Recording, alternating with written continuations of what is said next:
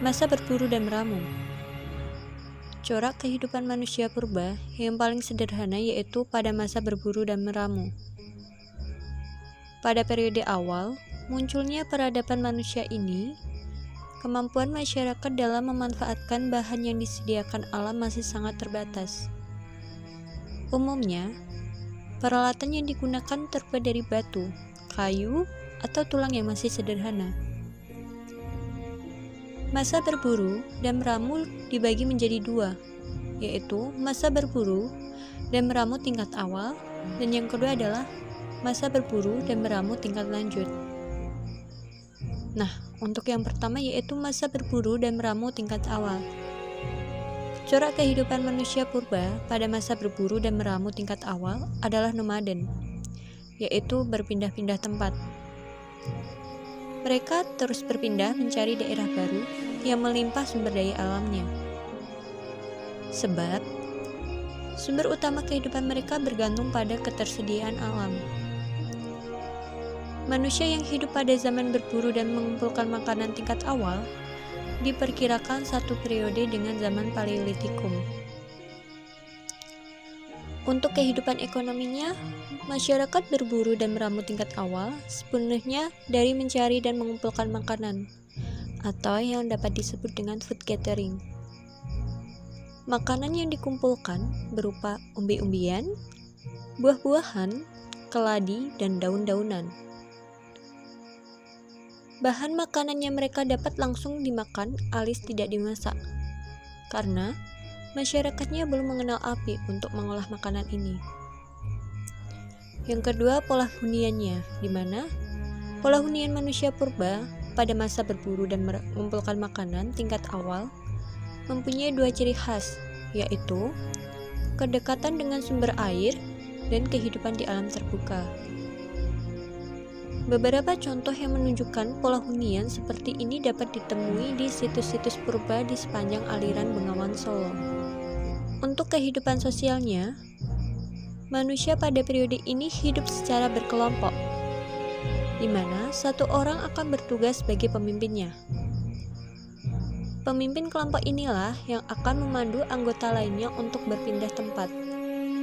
Selain itu, anggota kelompok laki-laki bertugas memburu hewan, sementara perempuan bertugas mengumpulkan makanan. Nah, peralatan yang digunakan pada periode ini sudah terdapat teknik pembuatan alat, tetapi masih sangat sederhana dan kasar. Peralatan dari batu yang dihasilkan biasanya berupa kapak perimbas dan alat-alat serpih. Masyarakat berburu dan meramu tingkat lanjut telah menghasilkan berbagai kebudayaan, meskipun belum berkembang pesat. Nah, beberapa contoh hasil kebudayaan dari periode ini adalah kapak perimbas, kapak Sumatera, kapak penetak, anak panah, serta alat dari tulang dan tanduk rusa. Untuk masa kedua yaitu masa bercocok tanam. Cara hidup dengan berburu dan meramu mulai ditinggalkan oleh masyarakat prasejarah. Kemampuan berpikir mereka semakin terasa untuk menjawab tantangan alam. Hal ini ditandai dengan kemampuan mereka dalam menghasilkan makanan dan bercocok tanam. Manusia yang hidup pada masa bercocok tanam diperkirakan satu periode dengan zaman Neolitikum. Masa bercocok tanam sering disebut dengan masa revolusi kebudayaan, karena terjadi perubahan besar pada berbagai corak kehidupan masyarakat praaksara.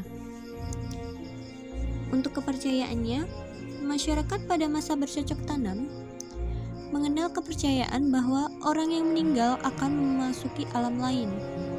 Oleh karena itu, orang yang meninggal akan dibekali benda-benda keperluan sehari-hari.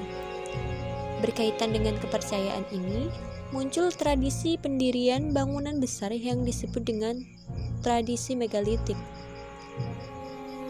Nah, beberapa contoh bangunan megalitik adalah dolmen, menhir, waruga, sarkofagus, dan punden berunda.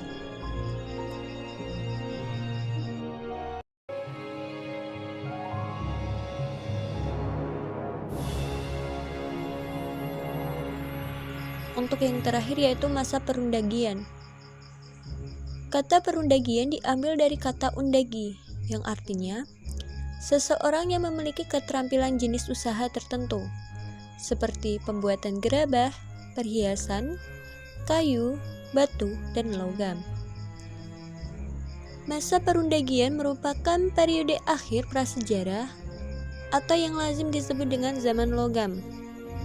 Nah, untuk kehidupan ekonominya, masyarakat masa perundagian tidak hanya bercocok tanam ataupun dengan berladang, tetapi juga mengolah sawah. Dengan begitu, dapat dikatakan bahwa mereka mampu mengatur kehidupan ekonominya dan berpikir bagaimana memenuhi kebutuhan di musim yang akan datang. Nah, hasil panen pertaniannya biasanya disimpan untuk masa kering dan diperdagangkan. Mereka juga melakukan perdagangan dengan jangkauan lebih luas, bahkan antar pulau.